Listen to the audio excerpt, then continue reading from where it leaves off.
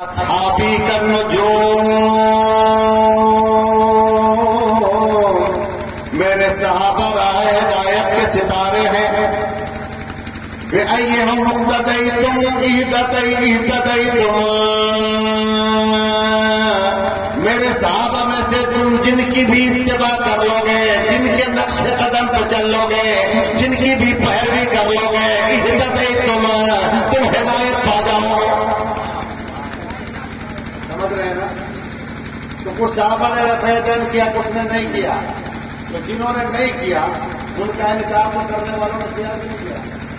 رکھے گا جنہوں نے رفع دین نہیں کیا، اب جنہوں نے کیا بولیے دونوں نے ایک دوسرے کا انکار کیا کہ نہیں؟ کرنے والوں نے نہ کرنے والوں کا انکار کیا اور نہ کرنے والوں نے کرنے والوں کا انکار کیا. انکار تو ثابت ہو گیا نا. صحابی کی بات کا انکار کیا مگر کوئی دنیا میں ہمت کرتا ہے اتنی کہ اس صحابی کو کہتے کافر کہتے غیر مسلمان نہیں رہا. صحابی کی بات میں صحابہ نے صحابہ کی بات کو کاٹ دی، صحابہ نے صحابہ کی بات کا انکار کیا لیکن وہ کافر نہیں ہوئے. وہ مسلمان وہ ایسے مسلمان کہ دنیا کا کوئی غوث قطب ابدال ان کی شان کو نہ پا سکے. اگر جن کو لمحہ بھر کے لیے سرکار کا صحابی ہونے کا شرف مل گیا، دنیا کا کوئی غوث ان کے مقام کو نہیں.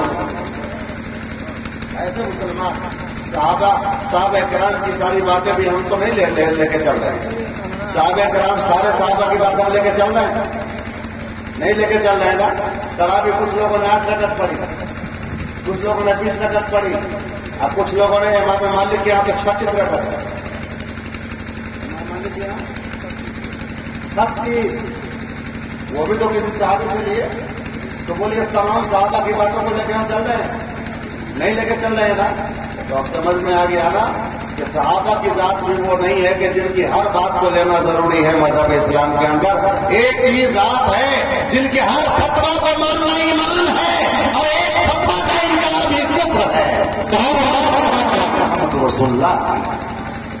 اب بتائیے امام اعظم کے بپا کو امام ابو یوسف نے نہیں مانا، وہ تو مسلک سے نہیں نکلے، وہ تو سنیت سے نہیں نکلے. امام عشق محمد سرکار اعلی حضرت امام اہل سنت نے بہت سارے مسائل میں امام مالک کی بات کو نہیں مانے، امام ابو یوسف کی بات کو نہیں مانے. تو کیا امام اہل سنت کے لیے کوئی کہہ سکتا ہے کہ یہ مسئلہ کے اہل سنت سے نکل گئے؟ اللہ اکبر. جب یہ بات ہے تو سمجھ لینا چاہیے میرے دوستوں کہ مسئلہ کے اعلی حضرت تمہارے اور ہمارے گھر کی بنی ہوئی چیز نہیں ہے. یہ مدنی مسلک ہے، یہ مکی مسلک ہے، یہ عربی مسلک ہے، یہ حجازی مسلک ہے، یہ مصطفائی مسلک ہے، یہ صحابی کا. اس کا دائرہ بڑا کشادہ ہے، پورے عالم میں پھیلا ہوا ہے. بات پہ اختلاف کرنے کی بنیاد پر مسلک سے نکالتے ہو. شرم کرنی چاہیے تمہیں کہ تم مسلک کو ڈبہ میں بند کر رہے ہو، بازیچے اطفال بنا رہے ہو، چونچوں کا مربع بنا رہے ہو، الگ الگ گاؤں کا الگ الگ مسلک بنا رہے ہو، الگ الگ علاقے کا الگ الگ مسلک بنا رہے ہو.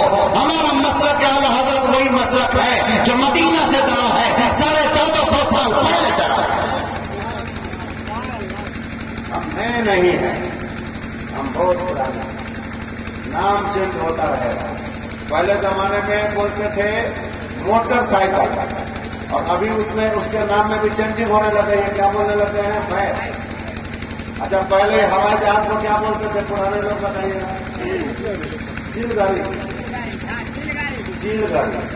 پہلے زمانے میں چیل گاڑی، آج کے زمانے میں فلائٹ، ہوائی جہاز، ایئرپلین وغیرہ وغیرہ.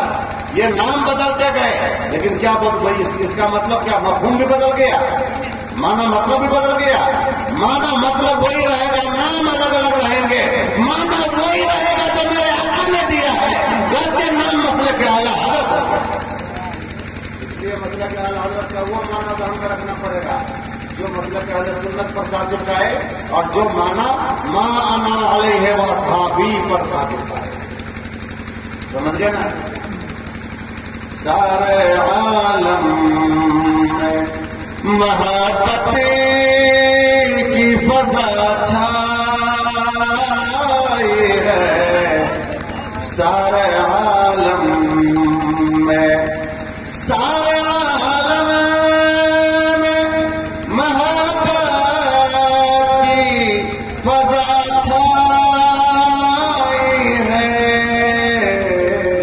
آپ آئے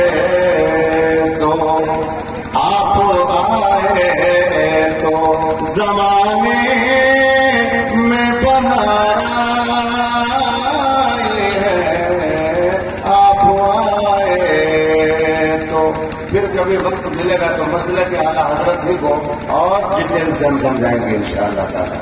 سمجھ گئے؟ آج شادی کی محفل ہے.